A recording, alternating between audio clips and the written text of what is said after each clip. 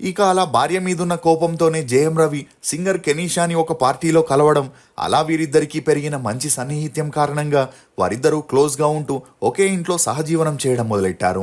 ఇక ఈ విషయం తెలిసి ఆర్తి జయం రవికి గొడవలు వచ్చి కొట్టుకునేంత వరకు వెళ్లడంతో, ఈ గొడవలతో విసుగు చెందిన ఆర్తి తన సోషల్ మీడియాలో ఆ ఫోటోలని డిలీట్ చేయడంతో వీరి విడాకుల వార్తలకి ఆద్యం పోసింది.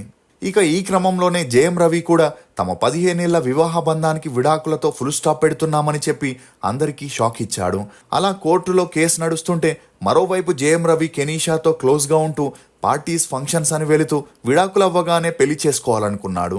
కానీ తాజాగా కెనీషా సోషల్ మీడియాలో ఒక పోస్ట్ పెడుతూ తాను ఈ బంధంలో ఎంతో ప్రేమ నమ్మకంతో ముందుకెళ్ళిందని, కానీ చివరికి మౌనంగా దూరం అవుతున్నానని చెబుతూ జయం రవితో 3 ఏళ్ల రిలేషన్కి ఫుల్ స్టాప్ పెట్టినట్లు చెప్పుకొచ్చింది.